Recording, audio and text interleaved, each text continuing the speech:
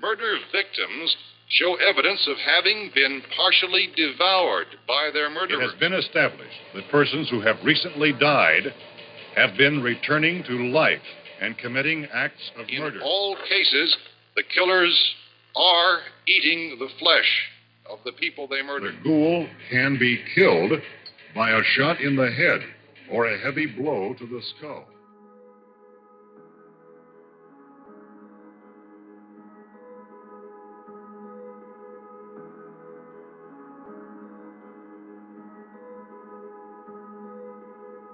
Nilapitan ni Romeo ang hipag na si Marie. Sinusubukan niyang pagaanin ang loob nito. Niyakap niya rin ng mahigpit ang umiiyak niyang pamangkin. Huwag ka mawawala ng pag-asa, Ate Marie. Malakas ang kutob ko. Buhay pa si Kuya Mateo. Kilala ko siya. Hindi siya basta-basta sumusuko. Sana nga, Romeo. Ang kuya mo pala, ang unang carrier ng virus. Piniliwanag sa akin ni Dr. Ben. Pero sa ating dalawa na lang muna yon. Ayaw nilang ipaalam sa iba na sila ang gumawa ng virus na yon. Last year, nag-imbento sila Dr. Medrano at Dr. Valdez ng isang gamot para sana sa mga sundalo upang makatagal ang mga ito at tumaas ang posibilidad na makasurvive sila sa labanan. Magbibigay daw yon ng kakaibang lakas at hindi gaanong makadarama na sakit ang sundalo sakaling magtamo ng sugat sa labanan. Teka, ate. Proyekto ba ng gobyerno yung ginawa nilang yun? Ayon kay Dr. Alex, balak nilang ibenta yon sa gobyerno. Ngunit hindi naman sila binigyan ng pansin ng mga ito. Kaya sa China na lang sana nila ibibenta. Teka, gamot, bakit naging virus? Sila palang dapat sisihin sa mga nangyayaring ito. Dapat nilang panagutan ng lahat ng ito. Romeo, huminahon ka. Walang mangyayari kung sisisihin natin sila sa mga oras na to. Ang importante, makahanap tayo ng solusyon. At kung pala rin man, ay kailangan pa rin talaga nilang pagbayaran ng lahat ng to. Aba, dapat lang, Ate Marie. Dahil kung hindi, baka mapilitan akong ilagay sa mga kamay ko ang batas. Wala akong tiwala dun sa isang kasama niyang doktor. Sa tingin ko nga, nabenta na sa China ang virus. Balita ako kasi, umabot na ang infection hanggang Estados Unidos at mga karatig bansa natin sa Asia. Kaya siguro wala na tayong natatanggap na tulong mula sa ibang bansa. Romeo, kumalma ka. Hindi ito ang oras para sa mga bagay na yan. Oo, ate. Nauunawaan kita. Paano nga pala naging virus ang gamot? Almost perfect na daw ang lahat. Ngunit bandang uli ay may kakaibang resultang naganap. Nang makita iyon ni Dr. Valdez, ay hinikayat niya si Dr. Medrano na itigil na ang eksperimentong yon.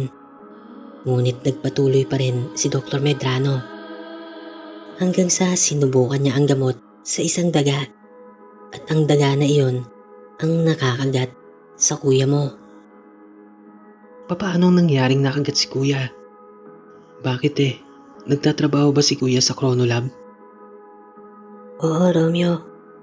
Halos isang buwan pa lang nagtatrabaho ang kuya mo bilang janitor sa kumpanyang ito nang maganap ang trahedyang yon. Nang makagat siya, ay umubo daw ito ng dugo. Natilamsikan ang ilang security at medical personnel na naging sanhi ng pagkalat ng virus.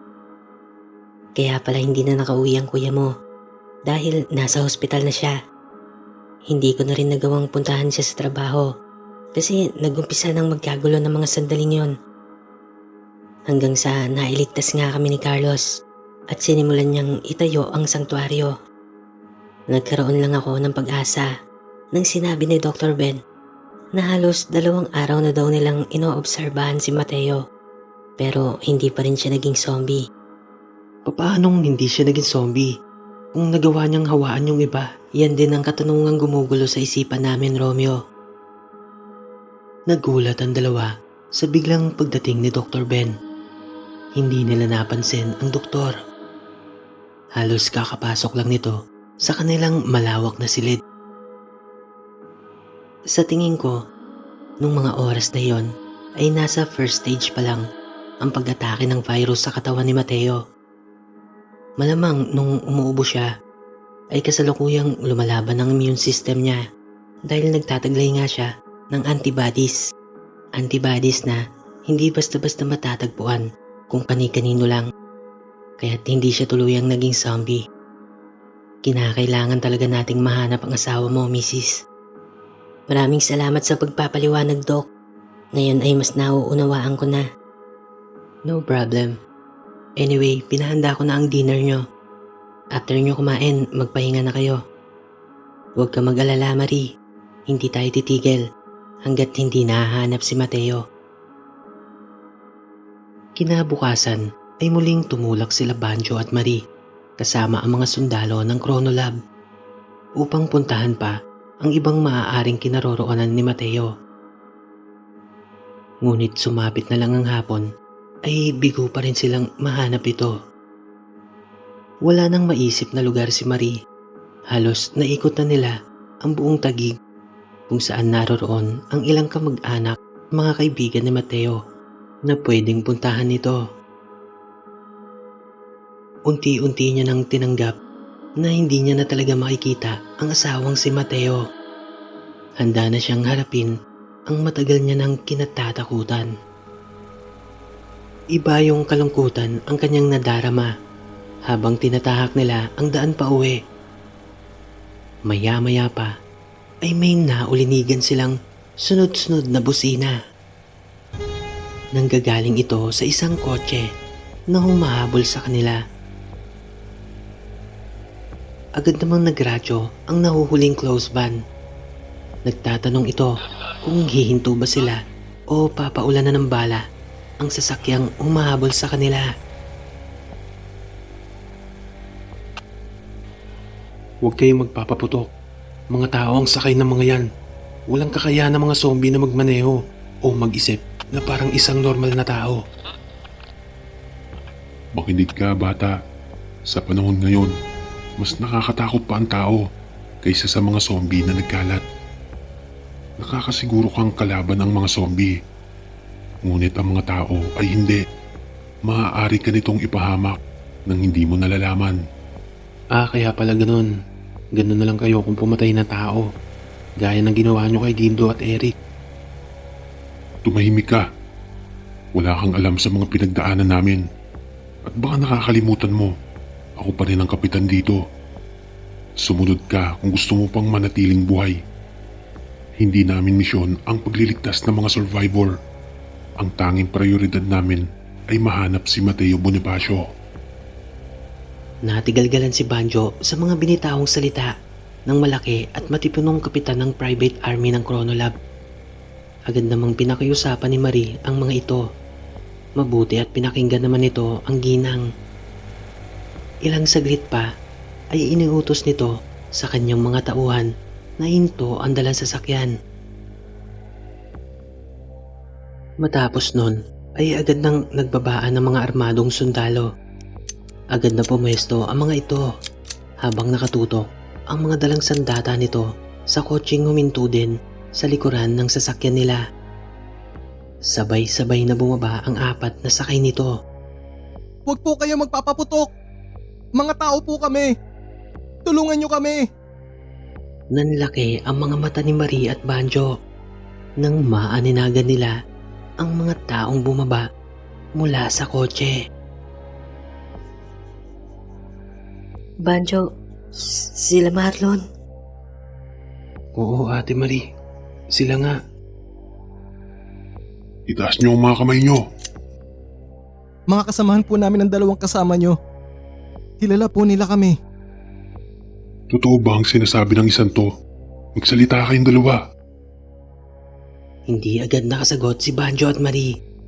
Sumasagi sa isip ni Banjo na kung tama ba ang ginawa niya na pagpigil sa mga sundalo na magpaputok. Sa kabila ng pag-aasar niya sa taong ito, ay kahit papano nakasama niya rin ito sa sanktuaryo. Opo, Kapitan. Nakasama po namin sila sa sanktuaryo. Nang marinig iyon ng kapitan, ay agad na pina-inspeksyon ang apat at nang makatiyak na hindi infected ang mga ito, ay pinasakay na rin nila sila Marlon sa close van. Ngingiti-ngiti pa ito kay Banjo na para bang nakakaloko. Hindi nagtagal ay nakabalik na sila sa Chronolab. Matapos maihatid ng mga sundalo sila Marie, ay dumiretso ang mga ito sa kanilang detachment na nasa loob din ng bakuran ng Chronolab. Oh, Kapitan! Kumustang lakad nyo? Ilan ang nadali nyo? Nahanap nyo ba ang patient zero? Good afternoon, Major Valiente. Negative pa rin po, sir. Hindi rin kami makapaglaro dahil sa dalawang kasama namin. O bakit hindi nyo pa kasi i-dispatch yung dalawang yun? Negative, Major. Kailangan po natin sila, lalo na yung asawa ni Mateo Bonifacio. Malaki po ang posibilidad na matulungan niya tayong matuntun ang kinaroroonan ng patient zero. Ibinilin din po sila sa amin ni Dr. Valdez. Kapitan, baka nakakalimot ka na sa orihinal na plano natin. Wala akong pakialam sa mga taong yan. Ang importante sa akin, mapasa kamay natin ang Mateo na yan. Gawin niyo ang lahat ng makakaya niyo. At sa oras na mahanap niyo na siya, alam niyo na ang gagawin. Is that clear? Yes, Major. Sa oras na makuha natin ang taong yan, tayo na ang magiging makapangyarihan sa bansang ito. At di magtatagal ay sasakupin natin ng buong mundo.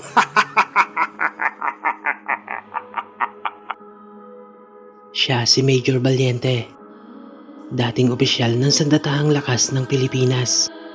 Ngunit dahil sa tiwaling gawi, ay natanggal ito sa serbisyo. Sa kabila ng pagkasibak sa pwesto, ay marami pa rin siyang hawak na tiwaling sundalo.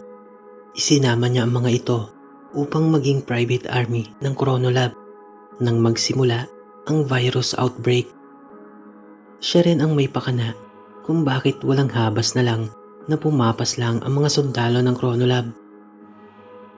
Tuwang-tuwa ito na pagpapatayin ang mga zombie, lalo na ang mga nagmamakaawang survivor.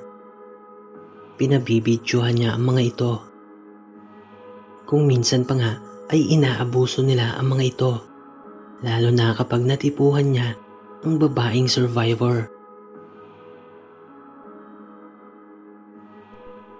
Oh, ba't nagulat kayo? Para kayong nakakita ng multo ah. Magaling. Mukhang nagtagumpay kayo ah. Pero sa totoo lang hindi ko inaasahan na dito ko kayo makikita. Ang alam ko kasi nasa barko na kayo eh. Oh, nasaan ang pinuno nyo si Carlos? Nadedo na ba? Hindi na nakatiis si Banjo sa mga pinagsasasabi ni Marlon. Binababalaan kita, Marlon. Huwag kang gagawa ng gulo sa lugar na ito. Baka sa pagkakataong to, hindi na kita matansya. Oh, relax ka lang. Mukhang ikaw na nga ang bagong pinuno nila. Huwag kang mag-alala. Wala akong gagawing masama. Kayang-kaya kitang palayasin dito anumang oras, kaya't tumino ka.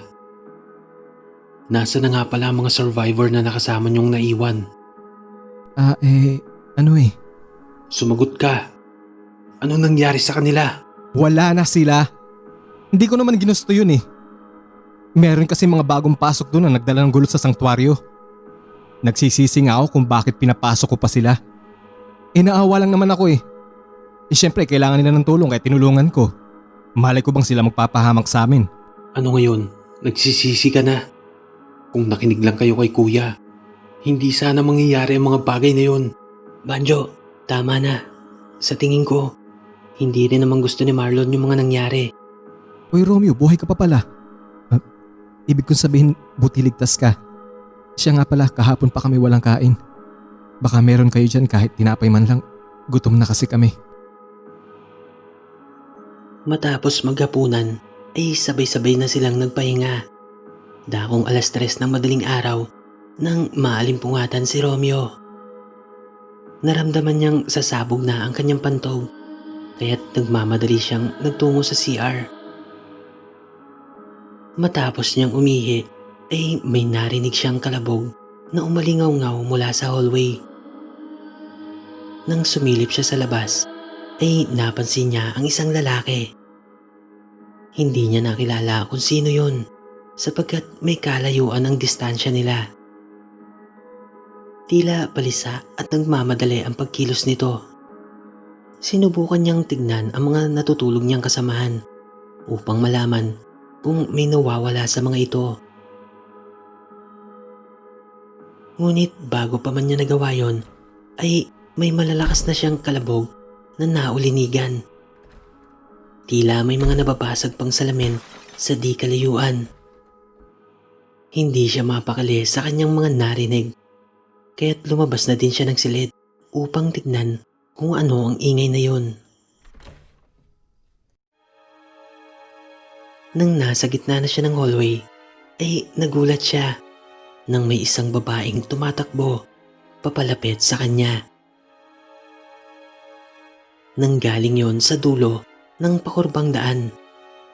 Sa kasuotan nito ay nakumpirma niyang isa ito sa mga medical personnel. Sumisigaw ito at humihingi ng tulong. Pinilit niyang tumakbo papalapit sa babae. Sa kabila ng kirot na nararamdaman niya sa kanyang binti, ay hindi niya na ito ininda. Nakakailang hakbang pa lamang siya nang nagimbal siya sa kanyang nakita sa dulo ng hallway. Nagsipagsubsuban ang ilang zombie sa kamamadali sa pagtakbo. Huli na ang lahat upang tulungan niya ang babae. Mabilis na naabutan ito ng mga halimaw na yon. Kasunod nun, ang mabilis na pagpihit ni Romeo pabalik sa silid habang nagsisisigaw. Gumising kayo mga kasama!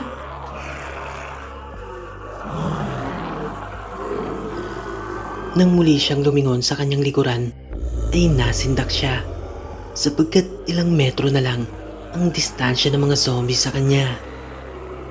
Buong lakas na tinulak ni Romeo ang pinto at halos madapa pa siya sa lapag. Pinilit niyang abutin ang pintuan upang isara. Ngunit bago niya pa tuluyang magawa yon, ay may bumaong ngipin sa kanyang kaliwang braso. Nakagat siya ng isa sa mga ito. Agad namang naalimpungatan ang mga kasamahan niya at buong lakas na itinulak ang pinto. Hindi mabilang ang dami ng zombie nagpupumilit pumasok. Hindi na nila kakayanin ang puwersang nagmumula sa labas. Anumang sandali ay bibigay na ang pagkakataon nila sa pinto. Nag-iiyakan na ang mga kababaihan habang natataranta ang mga kalalakihan. Diyos ko po, iligtas niyo po kami sa kapamakan.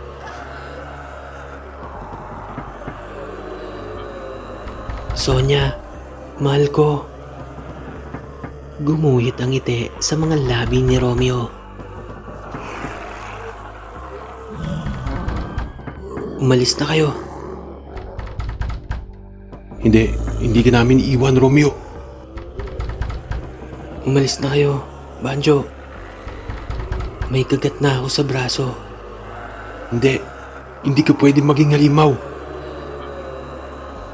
Agad na kinuha ni Banjo ang isang palakol na nakadikit sa fire extinguisher. Lumapit ito kay Romeo.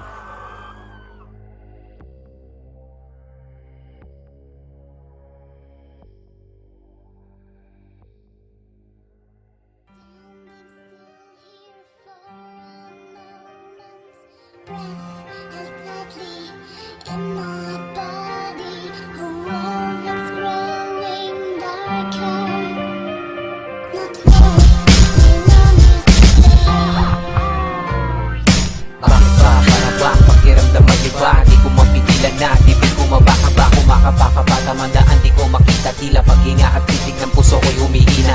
Nasagka, nasaba, parang napilayan lang. Dalawang paanan nagpabagal sa paglalakbay. Taglay ko na liwanag ay tuluyan mo ng inangay sabay sa alon ng tubig kung pwede lang magpakangay. Isigaw, humihiyaw, ngunit walang alinaw. Ang kapanglawan ng nangingibabaw, di wala man lang napukaw. Usok na nakikita ngunit di nadarama. Hangin na yun nadarama ngunit di mo makita. Na parang pang sinaksak sa likod ng bayoneta at itinulak sa bangin na may piring mga mata. Ganyan mo pinatunayan kung sino ka talaga at di ko inakala na ito'y iyong magagawa.